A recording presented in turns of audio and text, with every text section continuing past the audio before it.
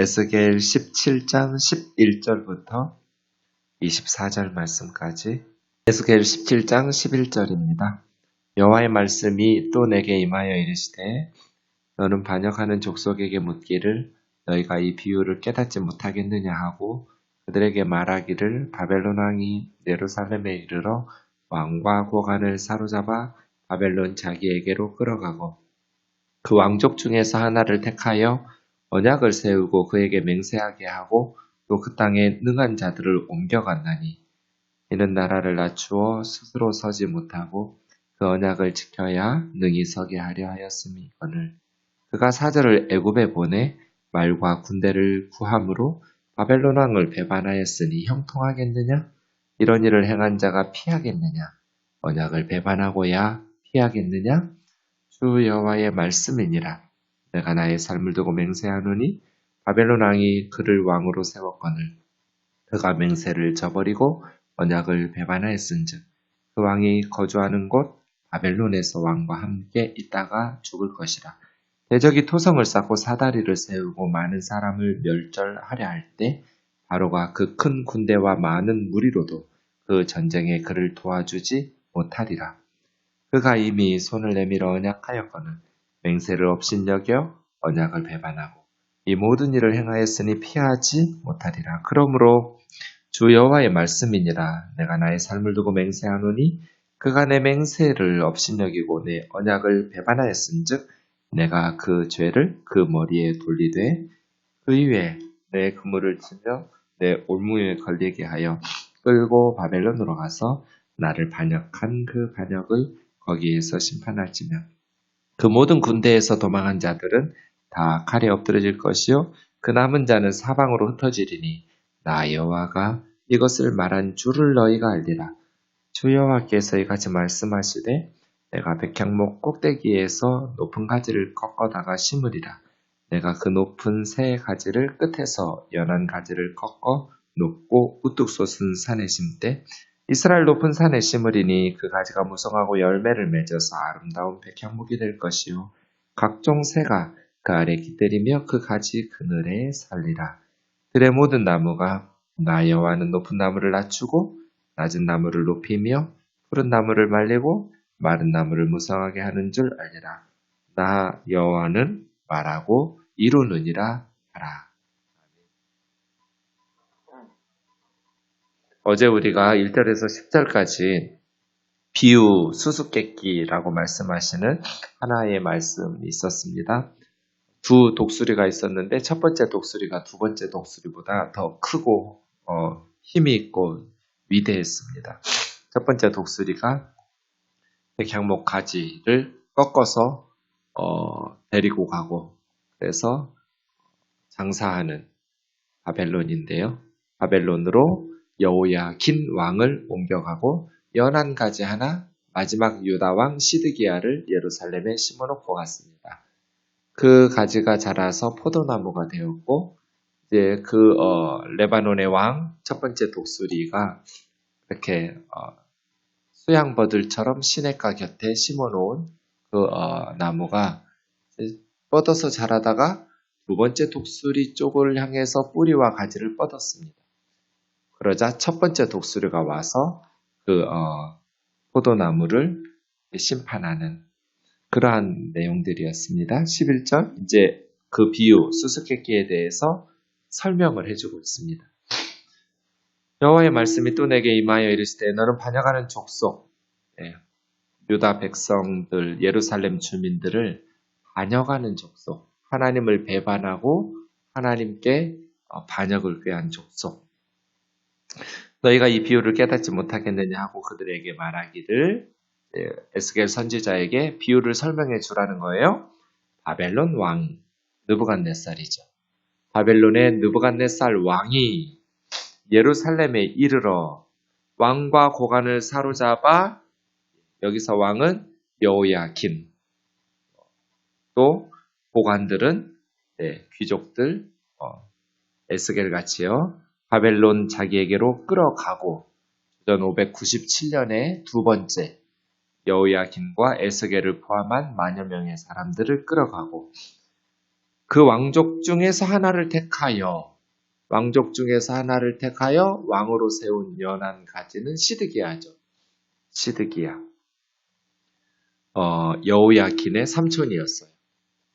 언약을 세우고 바벨론 왕에게 충성하도록 시드기야가 느부갓네살과 언약을 세웠겠죠. 역대하 36장 13절에 보면 느부갓네살 왕이 시드기야를 그의 하나님을 가리켜 맹세하게 하였으나, 바벨론의 느부갓네살 왕은 유다의 시드기야 왕에게 시드기야의 하나님, 여호와 하나님의 이름을 가지고 맹세하게 했어요. 바벨론을 배반하지 않고 바벨론의 봉신 국가로 충성하겠다, 이런 언약을 세웠겠죠. 하지만 시드기야가 그 바벨론의 느부갓네살 왕을 배반하고 목을 곧게 하며 마음을 완악하게 하여 이스라엘의 하나님 여호와께로 돌아오지 아니하였고, 이렇게 역대하에서 말씀하시는데요. 그게 13절의 언약이에요. 하나님의 이름으로 바벨론 왕이 언약을 맹세하게 했거든요. 바벨론에게 충성하라고. 또 그 땅에 능한 자들을 옮겨갔으니 바벨론에게 저항하지 못하도록 유다의 유능한 사람들을 바벨론으로 끌고 갔죠. 이는 나라를 낮추어 스스로 서지 못하도록. 느부갓네살의 목적은 뭐겠어요? 이스라엘을 낮추어서 연약하게 만들어서 바벨론에게 배반하지 못하고 바벨론의 봉신 국가로 남아있도록, 그리고 그 언약을 지켜야 느부갓네살에게 약속했던 그 언약을 지켜야만 능히 서게 하려 하였음이었거늘. 이게 이제 첫 번째 독수리의 일이었죠. 그런데 두 번째 독수리, 그가 사절단을 애굽에 보내요. 이 애굽이 두 번째 독수리죠. 말과 군대를 구함으로. 시드기야가 바벨론을 배반하고 예루살렘 정가에는 늘 친애굽파들이 득세하고 있었다고 말했죠.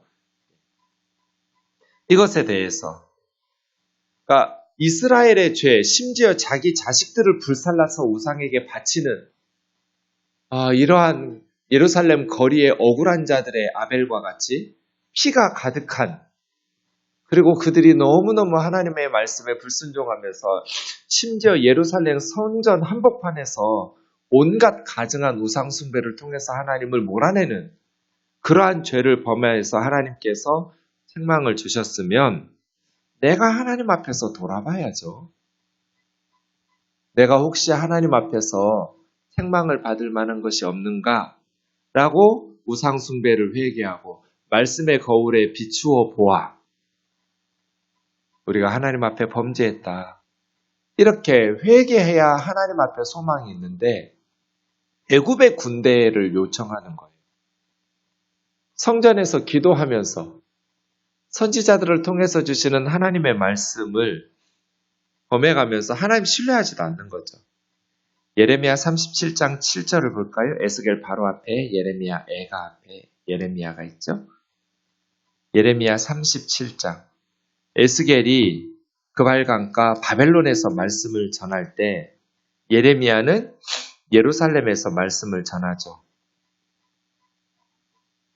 37장 6절부터 제가 읽겠습니다. 여호와의 말씀이 선지자 예레미야에게 임하여 이르시되 이스라엘 하나님 여호와께서 이와 같이 말씀하시니라. 너희를 보내어 내게 구하게 한 유다 왕에게 아뢰라. 너희를 도우려고 나왔던 바로의 군대는 자기 땅 애굽으로 돌아가겠고 갈대아인이 다시 와서 이 성을 쳐서 빼앗아 불사르리라. 예레미야가 무슨 얘기하는 거예요? 애굽은 너희가 도움을 요청한 애굽은 너희를 돕지 않을 거다.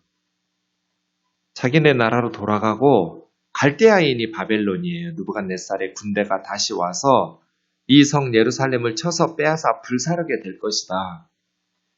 애굽을 신뢰하는 것은 어리석은 짓이다.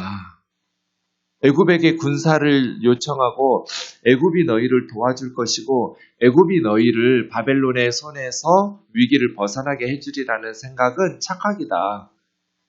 너희가 애굽 믿고 의지하다가 갈대아 사람들 바벨론의 군대에 의해서 다 불살라지게 될 거다. 예루살렘 성읍은 패망하고 불살라지게 될 것이다. 경고하고 있어요. 격렬하게 예레미야와 에스겔은 애굽을 의지하는 것에 대해서 어리석은 선택이라고, 애굽의 군사적 원조를 요청하지 말라고 하는데 시드기야는 말을 안 들어요. 15절 다시요. 그가 사절을 애굽에 보내 말과 군대를 구함으로 바벨론 왕을 배반하였으니 형통하겠느냐? 시드기야의 계획이 성공하겠니? 이런 일을 행한 자가 피하겠느냐? 뭐를요? 심판과 멸망을 피하겠느냐? 언약을 배반하고서야 어떻게 피하겠느냐? 심판을 피할 수 없다. 주 여호와의 말씀이니라. 내가 나의 삶을 두고 맹세하노니. 하나님이 살아계시죠. 그러니 그 맹세의 말씀, 하는 말씀만 하셔도 이루어질 텐데 맹세까지 하셨으니 16절, 19절 내가 나의 삶을 두고 맹세하노니 두 번 반복해요. 바벨론 왕이 시드기야를 왕으로 세웠는데 그가 바벨론과의 맹세를 저버리고 언약을 배반하였은즉 그 왕이 거주하는 곳 바벨론에서 왕과 함께 있다가 죽을 것이다. 네, 시드기야의 아들들은 아버지 시드기야가 보는 데서 죽임을 당했고 시드기야는 두 눈이 뽑혀서 쇠사슬에 묶여서 바벨론에 끌려가서 바벨론에서 살다가 바벨론에서 죽었어요. 시드기야의 최후죠. 대적이 예루살렘의 대적이니까 바벨론의 느부갓네살 군대겠죠. 토성을 쌓고 사다리를 세우고 예루살렘은 높은 산 위에 있는 도시라서 이렇게 성벽을 쌓아놓으니 아래서부터 올라가면서 공략이 쉽지 않아요. 그래서 예루살렘을 정복하려면 예루살렘 성벽 밖으로 더 높은 토성을 쌓아야 돼요. 그렇게 바벨론이 실제로 이렇게 토성을 쌓고 사다리를 세우고 많은 사람을 멸절하려 할 때 바로가 애굽의 군대가 큰 군대와 많은 무리로도 그 전쟁에 예루살렘을 도와주지 못하리라. 시드기야를 도와주겠다는 약속을 못 지킨다. 애굽을 의지하는 건 어리석은 선택이다. 그가 이미 손을 내밀어 언약하였거늘 맹세를 업신여겨 언약을 배반하고 모든 일을 행하였으니 피하지 못하리라. 시드기야 얘기예요. 하나님께서 그런데 이것을 시드기야에게 하나님과의 관계예요. 내가 나의 삶을 두고 맹세하노니 시드기야가 나의 맹세를 업신여기고 나의 언약을 배반하였은즉 하나님 앞에서의 맹세, 하나님의 언약도 배반했어요. 네, 바벨론 왕과 맹세하고 언약 맺을 때 하나님으로 이름으로 했지만 비록 이방 왕과 했지만 하나님의 이름으로 맹세하고 언약했기 때문에 하나님 이름을 걸었기 때문에 사실은 주의했어야 돼요. 아예 그런 맹세를 말든지 맹세를 했으면 지키든지. 그런데 더 본질적으로 하나님의 맹세에 업신여기고 하나님의 언약을 배반하였은즉 내가 그의 죄를 그의 머리로 시드기야의 죄가 시드기야의 머리로 돌리되. 여러분 이거 조심해야 돼요. 우리가 짓는 죄가 우리 머리로 돌아오지 않도록. 우리 죄가 우리 머리로 돌아오면 어떻게 되겠어요? 망하겠지. 심판을 피할 수가 없어요. 이런 장담을 하면 안 돼요. 예수님을 십자가에 내어줄 때 유대 종교 지도자들이 이 죄값을 빌라도 총독에게 말하죠. 우리와 우리 자손에게 영원히 돌리라고 자신이 있었어요. 예수는 거짓 선지자, 거짓 메시아, 하나님의 이름을 참칭하는, 친성 모독하는, 그래서 하나님에 의해서 십자가에서 처형받아 마땅한 죄값, 그의 피값, 그의 죄 때문이야. 만약에 뭐가 잘못되어서 그의 죄값을 치러야 한다면 우리에게, 우리 자손에게 영원히 돌려라. 그럴 때는 자기 머리만 돌리지 왜 자손들까지 끌고 들어가요? 그 죄가 그 머리에 돌리는 건 너무나 두려운 일이죠. 그래서 예수님의 십자가의 기도가 중요하죠. 이 죄를 그들에게 돌리지 마옵소서. 이 유대 종교 지도자들의 맹세 때문에 히틀러가 600만 명을 유대인들을 살해했다. 하나님의 심판이다. 이렇게 말하는 목사들 많아요. 예수님의 십자가의 기도는 뭐로 들은 거예요? 예수님 기도는 응답 안 돼요? 그 유대 종교 지도자들이 그 무리들이 십자가에 못 박으소서 십자가에 못 박으소서 말하면서 했던 그 말을 하나님이 듣고 십자가에서 기도하시는 예수님의 기도는 안 들으세요?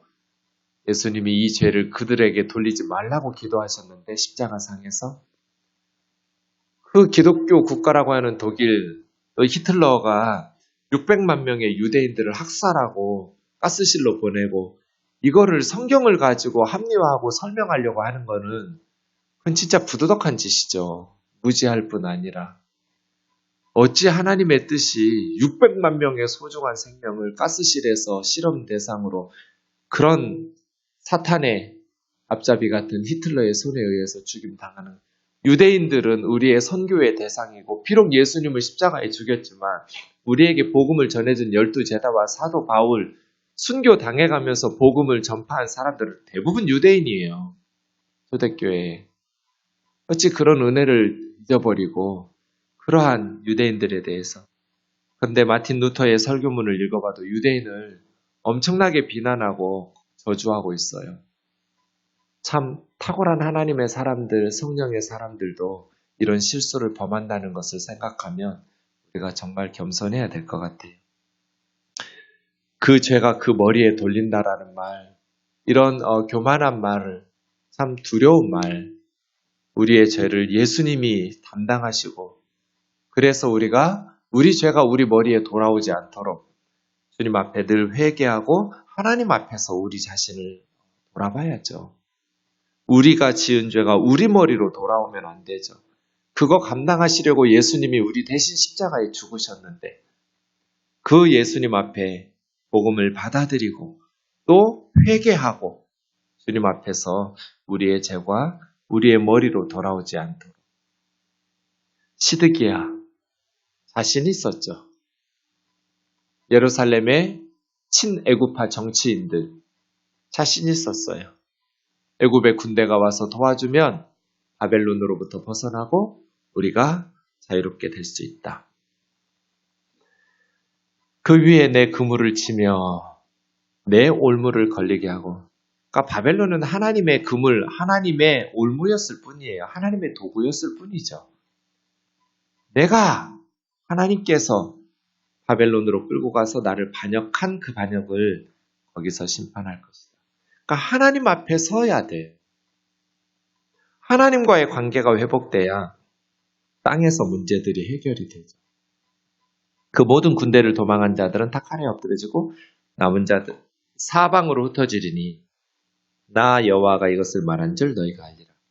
하나님께서 예레미야와 에스겔을 통해서 말씀하신 것이 그 예언이 성취된 것을 경험한 후에야 비로소 하나님께서 예레미야에게 에스겔에게 하신 말씀이 하나님의 말씀 맞았구나. 그들이 하나님의 말씀이 임했다라고 말하더니 그때서 깨닫는 거죠. 마지막 22절에서 24절이요. 하나님께서 내가 느부갓네살이 아니에요. 하나님이에요. 하나님께서 느부갓네살은 파괴와 멸망을 위해서 예루살렘을 꺾었지만 하나님은 새로운 회복을 위해서 내가 높은 백향목 꼭대기에 가지를 꺾어다가 심으리라. 내가 그 높은 새 가지 끝에 연한 가지를 꺾어 우뚝 솟은 산, 예루살렘이의 시온산, 예루살렘의 심되, 그러니까 다시 이스라엘이 회복되는 거죠. 이스라엘 높은 산에 심으리니 그 가지가 무성하고 열매를 맺어 아름다운 백향목이 될 것이요. 네, 이제 새롭게 회복될 예루살렘의 왕조, 각종 새가 그 나무에 깃들어서 많은 나라들이에요. 많은 백성과 나라들이 그 예루살렘에 무성하게 자라난 그 나무에 깃들어 그 가지 그늘에서 살리라. 회복된 예루살렘에 하나님의 나라에서 보호를 받으면서 가지 그늘에서 많은 새들이 살게 될 것이다. 들의 모든 나무가 이방 나라들이에요. 들의 모든 나무들이 나 여호와는 높은 나무는 낮추고 바벨론이나 애국과 같은 교만한 나라들은 낮추고 낮은 나무들을 높이며 겸손한 나라들을 높이는 거죠. 푸른 나무, 살아있는 것 같은 나무는 말리고, 마른 나무, 죽어가는 것 같은 나무는 무성하게 하는 줄 알리라. 하나님은 교만한 자는 낮추시고, 겸손한 자는 높이시고, 나 여호와는 말하고 이루느니라. 하나님은 말씀만 하시고 끝나는 법이 없어요. 말씀하신 것을 반드시 이루시죠. 이 17장에서 결국 우리는 애굽을 의지하는 예루살렘의 정치인들의 선택은 실패할 것이다. 결국 바벨론에 의해서 예루살렘은 불살라지게 될 것이다. 라는 것을 이야기하면서 그것으로 끝나지 않고 22절에서 24절은 그러나 이 모든 죄악은 하나님의 언약과 하나님의 말씀을 깨뜨리고 배반한 죄의 결과이고 바벨론 군대는 하나님의 올무, 하나님의 심판의 회초리일 뿐이지 문제는 하나님 앞에서 이스라엘이 회복되고 하나님과의 관계가 바르게 느부갓네살만 볼 것이 아니라 그 배후에 계시는 하나님의 뜻을 찾았어야 돼요. 왜냐하면 하나님께서 진정한 역사의 주인이시니까. 그래서 이스라엘과 예루살렘은 하나님 앞에 회개하고 돌아왔어야 되는데 이 사실을 알지 못하고 바벨론과 애굽 사이에서 서로 저울질하면서 어디를 의지하는 게 더 유리할까? 이렇게 정치적으로 외교적으로만 생각하다가 불살라지고 망한 거죠. 비참한 결말을 취한 것이죠. 이것이 우리에게 경고가 되었으면 좋겠어요. 세상의 문제에 앞서서 그 배후에 계신 역사의 주인, 우리의 인생의 주인이신 하나님을 바라보라. 위기의 순간일수록 더더군다나 하나님과의 관계가 바르게 회복되어야 이 땅에서의 문제들이 회복이 되고 하나님께서 회초리를 드시는 목적은 죄악을 고치고 회개해서 회복시키시는 것이지 불순종에 대해서 책망하고 아프게 하는 것으로 끝나는 것이 아니니까 하나님께서 비록 회초리를 들어서 우리에게 징계를 내리시더라도 두려워할 필요가 없고 22절에서 24절 그 후에 오는 하나님의 회복의 약속들이 반드시 있거든요. 예레미야서도 에스겔서도 그러니까 좀 역설적이죠. 거짓 선지자들하고 반대 메시지예요. 거짓 선지자들이 우리 예루살렘 망하지 않아. 우리는 하나님께서 지켜주실 거야. 라고 말할 때는 정반대로 아니야. 망할 거야. 왜? 바벨론의 군대 때문이 아니야. 우리 죄 때문이야. 그리고 이제 거짓 선지자들이 완전히 절망 속에서 나라 망한 후에 소망을 잃고 있을 때는 절망 가운데 있을 때는 에스겔과 예레미야는 아니야. 다시 하나님께서 회복시킬 거야. 벌 받은 후에는 하나님의 손에 의해서 세상적으로 보면 가능성 있는 군대 있고 경제력 있고 건물 있고 무기 있을 때도 바벨론에게 망했는데 이제 다 빼앗겨버리고 다 죽어버리고 군대도 해산해버리고 아무것도 없는 이 상황에서 무슨 우리나라가 회복되고 이길 수 있겠어? 절망 가운데 있을 때는 아니야. 하나님께서 말씀하셨어.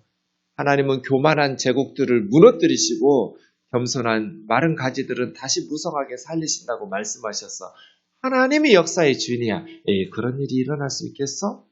내가 말한 대로 이루어졌잖아. 하나님께서 말씀하신 것이 반드시 이루어질 거야. 세상의 고레스, 페르시아 왕이 예루살렘에서 끌려온 자들에게 너희 나라로 돌아가서 성전을 재건하라고 그런 칙령을 내릴 줄 누가 알았어요? 꿈에도 상상하지 못했을 거예요.